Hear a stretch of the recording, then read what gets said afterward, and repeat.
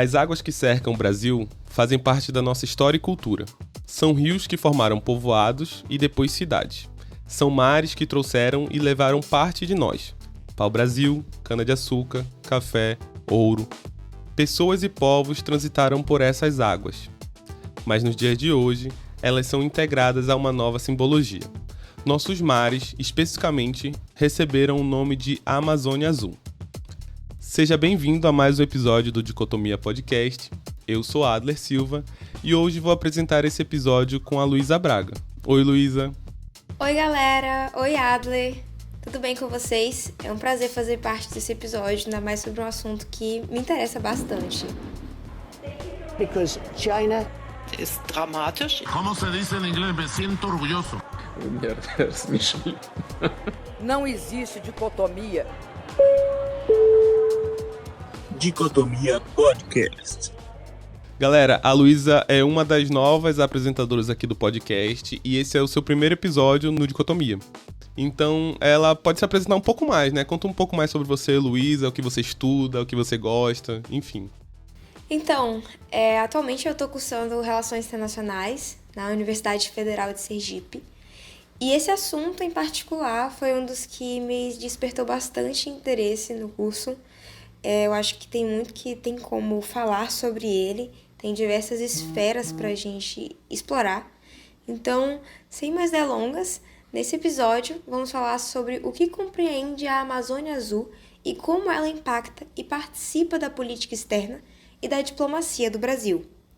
Mas antes, cabe contextualizar um pouco do direito internacional que divide o mar e a jurisdição do Brasil sobre ele.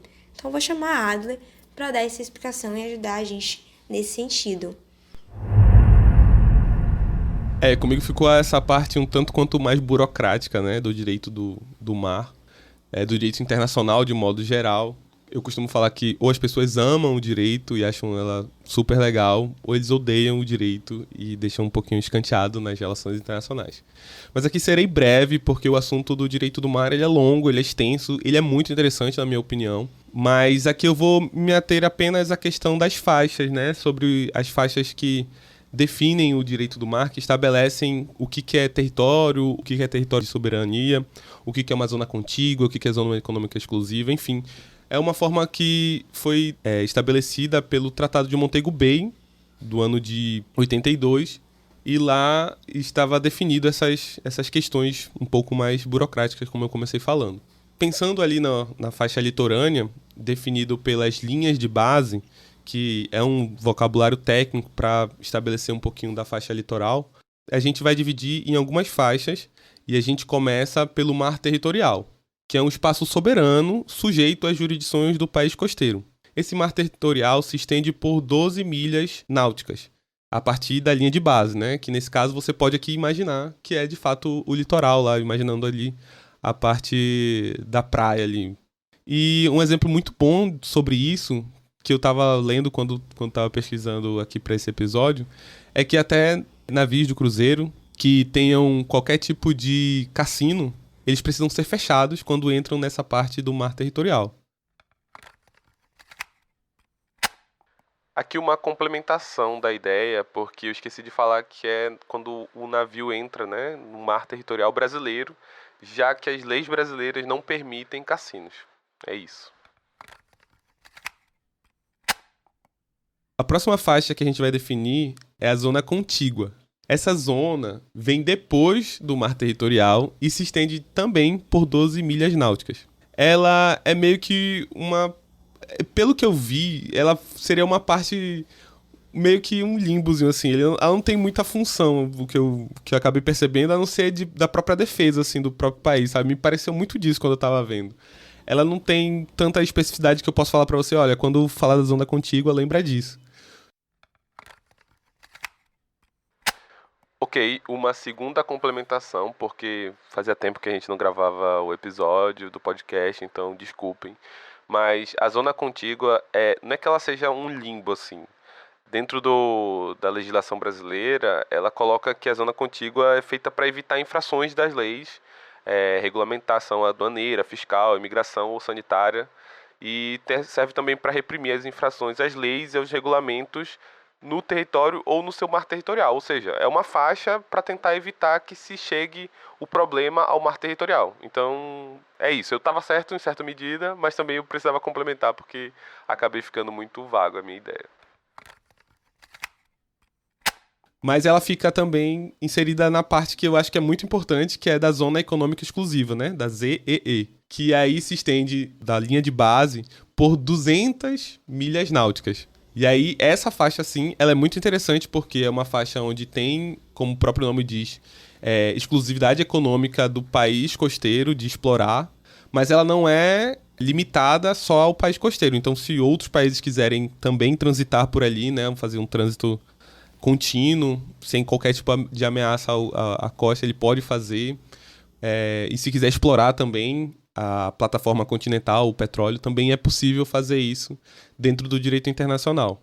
Por fim, acho que é um assunto, acho que um tópico que é muito importante, que também está dentro dessa zona econômica exclusiva, é a plataforma continental, que é a parte do fundo marinho que começa na linha da costa e desce com um declive suave até o talude continental.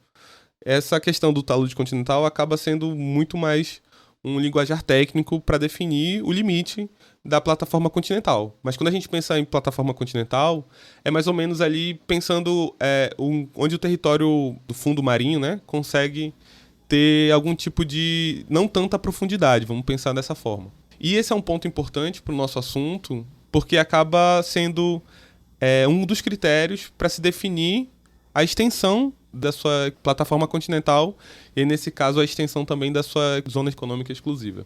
Mas, enfim, é um assunto que se estende muito. Eu tentei resumir o máximo possível aqui para vocês. Vamos agora adentrar de fato ao que interessa, mas não esqueçam desses tópicos de faixas litorâneas, principalmente sobre a plataforma continental, que vai ser importante para entender o que é a Amazônia Azul, qual a sua importância para o Brasil e por aí vai. Justamente, pessoal, depois dessa explicação de como se divide, né, essa vasta área marítima que está sob soberania ou jurisdição brasileira e que é passível de exploração, sim, completamente, que é tanto a zona que abrange o mar territorial, a zona econômica exclusiva e especificamente, né, essa subdivisão da plataforma continental, é possível explicar de fato o que consiste a Amazônia Azul, que é a junção de todas essas subdivisões sob um conceito que ele não está apenas relacionado a uma divisão técnica, mas também a uma simbologia, né, ao que ele remete. O próprio nome Amazônia Azul, ele faz a gente desenvolver um imaginário, no mínimo, interessante, né, uma vez que a primeira imagem que a gente imagina quando pensa a Amazônia é verde, né. Então, o termo ele é cunhado justamente nessa ideia de comparação, né.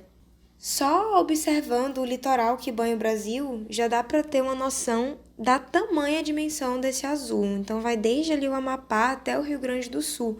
O Brasil ele é um país com dimensões continentais, né? O pessoal costuma falar. E ainda se estende horizontalmente, né, a partir dessas linhas de base que são estabelecidas pela Convenção de Montego Bay. E, no total, são uma área que traz interesses muito diversos, né?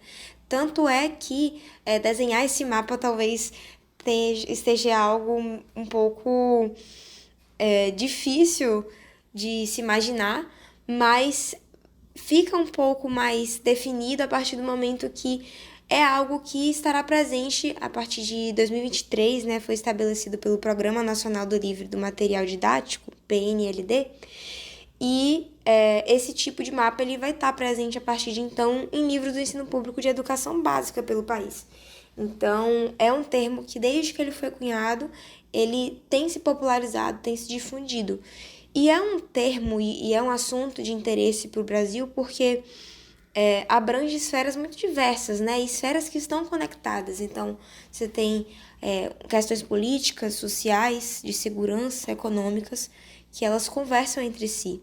Inclusive, nesse mês, enquanto eu pesquisava sobre o roteiro para o episódio, para trazer para vocês esse assunto, no dia 8 de junho foi comemorado o Dia Mundial dos Oceanos, que foi estabelecido aqui no Brasil, no Rio de Janeiro, em 1992, durante a Conferência das Nações Unidas sobre o Meio Ambiente e o Desenvolvimento.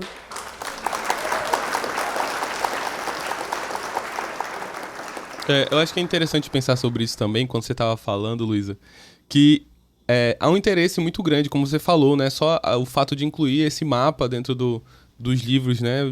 Do ensino mais básico, né? Acho que já demonstra o interesse do Brasil de popularizar o termo da Amazônia Azul. Além dessa ideia de trazer datas comemorativas, como é o fato do próprio Dia da Amazônia Azul, que foi criado para ser comemorado em novembro também. Também encontrei essa informação enquanto estava pesquisando para esse episódio aqui. Sim, é verdade. O Brasil, ele costuma comemorar muitas datas, tanto internacionais quanto nacionalizadas, né? Então é interessante também como o tema da Amazônia Azul, ele já está presente no nosso calendário em 2 datas, né? E aí, trazendo de volta sobre essa questão dos interesses, que também está relacionada com o que nós colocamos nos nossos calendários, a gente tem algumas coisas que eu gostaria de dar destaque, especificamente na questão política.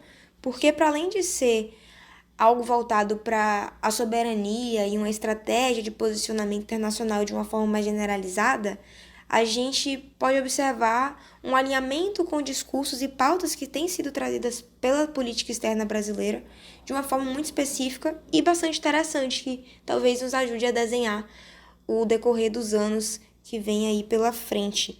Então, o Brasil ele está alinhado com a Agenda de 2030, que foi estabelecida pela ONU, e que, para ser atingida, ela se baseia nos Objetivos de Desenvolvimento Sustentável. E um desses objetivos é justamente a preservação da vida na água. E, além disso, tem a questão do Brasil sediar a COP30 nesse ano. Então, existe uma preocupação do Brasil em seus discursos, em seus posicionamentos em relação à preservação ambiental, biodiversidade e, politicamente, cunhar o termo de Amazônia Azul e defender os ideais que ele acompanha se alinha com esse tipo de posicionamento internacional. Para além disso, existe toda uma questão social também, seja pelas questões de estudos, pesquisas e desenvolvimento que se tem a partir do estudo do mar, ou por uma própria questão de subsistência. O brasileiro, principalmente o brasileiro que vive na região litorânea, ele tem uma relação muito específica com o mar, seja por conta da pesca ou até mesmo por conta do turismo, mas a partir do cunho do termo Amazônia Azul, essa simbologia ela se expande ainda mais. Então você tem uma questão de um controle ambiental, um compromisso com a preservação da biodiversidade marinha, que ela é colocada a partir desse discurso e da utilização do termo. E, para além disso, uma questão de segurança também muito relevante, que é relacionada também com a política externa, mais especificamente a defesa. Um território tão grande quanto o Brasil, ele se torna desafiador se não houver um estudo de estratégias para defender e uma asseguração desse domínio e monitoramento sobre uma região que ela é tão vasta, tão larga, né, tão extensa. Além do poder naval, né, um alinhamento com esses ideais da Marinha e com a valorização desse setor.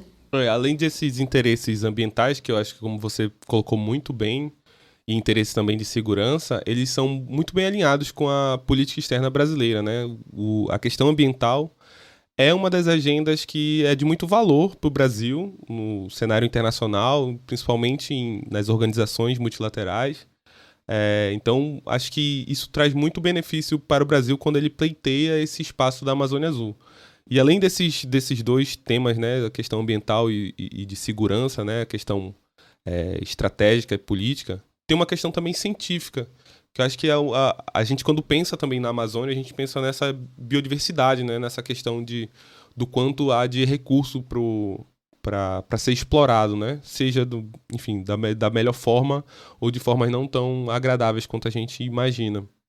Mas a gente não pode negar que é um espaço que há interesse científico também, e o interesse científico acaba também dando espaço para a prática da política externa também. Justamente, e o termo ele surge, né, diante dessa comparação entre as riquezas que elas existem, tanto no mar brasileiro quanto na Amazônia, que é a partir de um texto de um comandante da Marinha chamado Roberto de Guimarães Carvalho, em um texto chamado A Outra Amazônia, de 2004. E desde então, como você disse, né, existem vários interesses, inclusive científicos, que são bastante relevantes e que não podem ser negligenciados aqui na conversa, de fato, como você colocou, é muito importante, e contribuem para a popularização também do termo, né? Foi a partir de um texto acadêmico, né? De um texto que ele está voltado para a questão da pesquisa, né? Por parte da Marinha, que se coloca o termo Amazônia Azul pela primeira vez.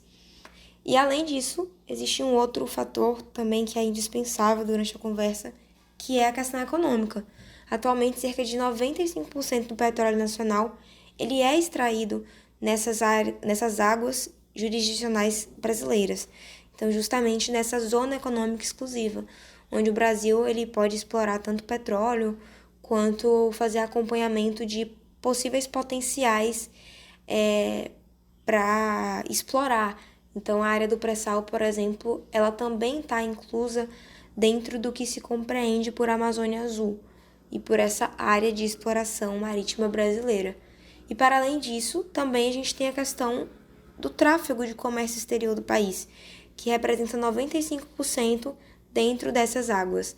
Então, de fato, é um termo que ele acompanha interesses e esferas diversas, e todas elas estão relevantes umas quanto as outras, e que por vezes conversam entre si, porque a política ela também se relaciona com questões sociais, econômicas, e para você justamente conseguir difundir a ideia de uma mentalidade marítima, uma narrativa que está relacionada com a biodiversidade, você precisa fazer com que todas essas esferas elas interajam para que o termo ele tenha o alcance e a importância que de fato se quer dar a ele. Sim, é preciso criar uma cultura, né, do mar. Isso fica bem claro quando a gente acaba estudando uma questão mais histórica, por exemplo, quando a gente fala da Inglaterra ou do Reino Unido, né, de modo geral. Essa cultura com o mar é muito próxima, eu acho que é uma tentativa do Brasil, agora trazendo, né, é evidente, guardadas as perspectivas, enfim, as distâncias entre Reino Unido e Brasil, mas me parece que no atual momento, talvez, e atual momento eu digo assim, talvez nos últimos 30, 40 anos do Brasil, até um pouquinho mais, ele esteja tentando cada vez mais trazer essa cultura da valorização do mar, de ver o mar como uma possibilidade também, de ver o mar como uma perspectiva de política externa, de defesa, de economia, de meio ambiente, enfim. Eu acho que, pelo menos a minha opinião, não sei se você concorda, Luísa. Eu concordo, com certeza. E o termo, ele dá essa ideia desse horizonte de possibilidade de você criar uma cultura do mar, 100%, porque a gente associa a Amazônia muito à riqueza, e a palavra azul, assim, você já cria um imaginário, assim, de um horizonte muito vasto, e que justamente você tem diversos interesses, né? Então, é tanto da Marinha, quanto do governo federal, quanto dos estudiosos do tema. Então, de fato, é colocar o mar como algo relevante para o país, talvez de uma forma como não houvesse antes, né? A gente percebe que outros países, como você mencionou, eles já têm uma relação com o mar mais voltada para um nacionalismo, uma simbologia diferente que talvez a gente tivesse no imaginário geral, né? O mar como algo, claro, relevante, mas para o cidadão comum, talvez de um ponto de vista mais utilitário e menos idealizado, talvez, como por vezes a Amazônia ela acaba sendo para o restante do país, né? Para o país como um todo. Sim, sim. E eu não sei se eu vou estar cortando o caminho aqui também, no que a gente está conversando, mas eu me lembro agora, me veio à mente, que desde a década de 70, na verdade, já tinha acontecido um pedido, né, de ampliação da plataforma, dos limites, né, da plataforma continental. E esse eu acho que é o tema central aqui do que a gente está conversando, né? Talvez não seja necessariamente o tema central, talvez estou exagerando, mas é um dos pontos centrais para que se chegue a essa ideia da Amazônia Azul. Eu não sei se eu estou cortando o caminho aqui e se eu estou te atrapalhando na tua linha de raciocínio, Luísa, mas eu lembro que na década de 70 foi feito esse pedido de extensão da plataforma continental, também por um motivo energético e econômico, né? A crise energética, econômica, era o período da ditadura militar, eles estavam pensando muito nessa questão de como superar essa crise energética, né? Essa possível crise energética que estava acontecendo naquele momento. E aí uma das possibilidades era a exploração marítima, né? Não sei se eu estou te cortando aqui a linha de raciocínio, né? Porque a gente vai chegar nesse ponto. Não, pelo contrário. Super relacionado com os interesses e a forma como o termo Amazônia Azul foi cunhado, porque é um tema que ele começa ali, como você diz, né? Essa ideia de você expandir esse território marítimo, tanto por vias do direito internacional, quanto a partir de uma idealização popular, ele se relaciona tanto com algo historicamente, quanto algo extremamente recente, né? Nesse ano a gente teve uma aprovação da Comissão de Limites da Plataforma Continental, que é um órgão do Sistema ONU responsável pela análise dessas submissões dos estados para definir esse limite, essa fronteira, né, de plataforma continental e limite marítimo. E o Brasil, ele, a partir de então, ele ganha 300 mil quilômetros quadrados a mais em um espaço que ele é denominado de margem equatorial do país. Então, é a possibilidade, como a plataforma continental brasileira, como você explicou, ela faz parte dessa zona exclusiva econômica, essa zona econômica exclusiva, melhor dizendo, justamente é uma possibilidade de exploração petrolífera e extremamente relevante para o Brasil e que está 100% relacionado com os interesses e do porquê o termo foi cunhado. Porque, embora, assim, de fato existam ideários ou ideias mais voltadas justamente para uma questão de preservação, nós não podemos também ser ingênuos e descartar os interesses mais utilitários também do Brasil em cunhar esse termo. E essa margem equatorial que ela foi ganha aí a partir dessa reivindicação perante essa comissão, ela comprova isso. Só para os nossos ouvintes eles ficarem um pouco contextualizados, a Convenção de Montego Bay, pessoal, ela permite que os estados eles submetam perante essa comissão de limites da plataforma continental pedidos de extensão da plataforma continental, da zona econômica exclusiva, para além desses 200 milhas náuticas. Então, o Brasil ele submeteu em 2017, depositou esse pedido de extensão dessa margem equatorial, que foi encerrada na 73ª sessão da comissão. Então, é algo bem recente de ter sido aprovado, mas existem outros processos, um inclusive aceito em 2019, que se referencia à região sul do país. Então, de fato, os interesses eles também estão relacionados com essa possibilidade de extensão, né? Benefícios diretos possíveis a partir do emprego desse termo. Me foge agora que eu não lembro quantas milhas foram adicionadas, né? Porque, assim, a extensão que Luísa trouxe foi em metros quadrados, assim, quilômetros quadrados, melhor dizendo. Então, mas a extensão de milhas náuticas seria uma linha reta, né? A partir da base, que seria a costa ali, né? Vamos falar em termos melhores, né? Da costa ali do Brasil, né? Das linhas de base. Mas eu lembro, se eu não me engano, o limite máximo que pode ser solicitado à comissão é de 350 milhas. Eu não sei se o Brasil pediu o máximo. Inclusive, em alguns pontos, pelo que eu vi, não foi dado o limite máximo que o Brasil pediu. Então, é um processo demorado, né? Como a Luísa falou, e a gente foi pesquisando também, acaba sendo proposto pelo Brasil um limite, a comissão traz uma outra proposta, é negociado, tem que se provar também com relação o que eu falei no início, né? A plataforma continental. Então, tem que se provar que existe a plataforma continental, né? Que é a parte do solo ali dos fundos marinhos, para que aí sim a comissão avalie, não é ok aqui, tá tudo certo, agora tá valendo esse limite aí da sua zona exclusiva e tal, do seu mar, para ser explorado.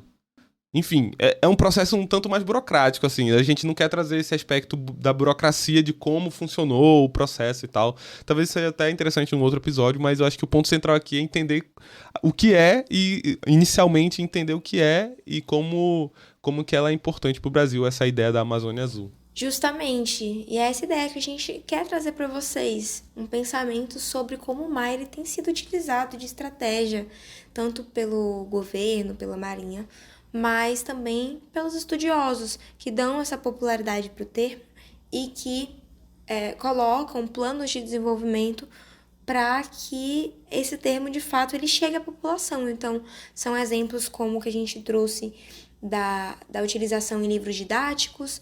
É um mapa que ele é divulgado e é incluído dentro do arquivo, do arcabouço do IBGE. Então, justamente, tudo isso contribui para reafirmar esse impacto e os interesses que fazem parte desse conceito, que os acompanham, né? Que o acompanha. Sim. Eu lembro que mais recente também, acho que teve... Eu li era uma matéria, uma notícia que tinha no site, se eu não me engano, da Marinha do Brasil, eles colocando a notícia de que uma TV, né, transmitiu o mapa já utilizando a ideia da Amazônia Azul. Aconteceu recente, eu não vou me lembrar exatamente qual foi a data, exatamente qual foi a emissora que fez essa transmissão, mas eu lembro dessa notícia e eles colocavam isso como se fosse... A Marinha do Brasil colocou isso como se fosse uma vitória, sabe? Como se isso demonstrasse que a cultura da Amazônia Azul, que a cultura de pensar o mar como uma extensão do Brasil, e é de fato, né? Em certo limite, em certa medida, é uma extensão do território brasileiro. Então, é importante para a estratégia, né? E aí traz aqui um aspecto que é interessante também pensar e vale aqui para pesquisar ainda mais para além da Amazônia Azul, que foi que eu encontrei a questão das ZOPACas, né? A sigla para Zona de Paz e Cooperação do Atlântico Sul, que é um conjunto de países que visam ter essa cooperação e a maioria desses países acabam sendo aqui do Atlântico Sul, é a costa do continente africano, com os países aqui também da América do Sul, que fazem parte desse grupo, tentando pensar também em aspectos de segurança. Então, pensar na segurança do Atlântico Sul pode ser talvez distante para a opinião pública do Brasil, porque nós não somos um país beligerante, assim, a gente acaba não tendo essa cultura da guerra, né? Mas, ainda assim, em nenhum momento, nenhum país, inclusive o Brasil, deixa de pensar nas possibilidades e nas formas de atuar como possibilidade de defesa, de segurança, como possibilidade de economia, como possibilidade de meio ambiente, como a gente já citou nesse episódio. Eu acho que é isso, tipo assim, de modo geral, a Amazônia Azul acaba sendo esse assunto interessantíssimo pra gente debater. De fato, mesmo aqueles que não são amantes do direito internacional, eu acho que o nome é muito convidativo. E a gente aproveita para convidar vocês também a acompanharem esse assunto e também seguir as redes do Dicotomia para se inteirar sobre informações diversas, acompanhar os nossos podcasts, estamos voltando agora, vamos ter muito conteúdo interessante para vocês. Então, eu espero que vocês tenham gostado desse episódio meu com o Adler. Acompanhem também nossas redes sociais. É isso aí. Todas as redes sociais, Dicotomia_cast. Eu acho que faltou um detalhe aqui só, que a gente, nossa tradicional indicação para continuar para quem gostou do assunto e quer continuar lendo sobre isso. Então, você tem alguma coisa em mente já assim, Luísa, para indicar aqui? Livro, filme, texto? Eu acho que... Olha, para quem se interessa em algo mais curto, eu indico o Medium do Observatório de Política Exterior. Tem um texto bastante interessante, bem curtinho, mas que explica justamente essas dimensões geopolíticas e que traz também referências interessantes para vocês. E, é claro, também convido vocês a procurarem o próprio mapa da Amazônia Azul para conseguir ter essa dimensão do que se trata de fato, né, visualizando no mapa. Porque, de fato, é uma região bem extensa e a gente só percebe isso quando vê em comparação com o território como um todo. A minha indicação, eu vou reafirmar a indicação que Luísa fez, porque era a que eu estava pensando aqui também. Então, o Medium aí do Observatório de Política Externa. E também pesquisar, né, como a Luísa bem colocou, os mapas, pesquisar o que está sendo falado sobre o termo de Amazônia Azul. Acho que só de jogar no Google já é um bom início, assim, para observar. Então é isso, gente. Até um próximo episódio. Obrigado por ficar até aqui e até a próxima. Tchau, tchau. Tchau, tchau.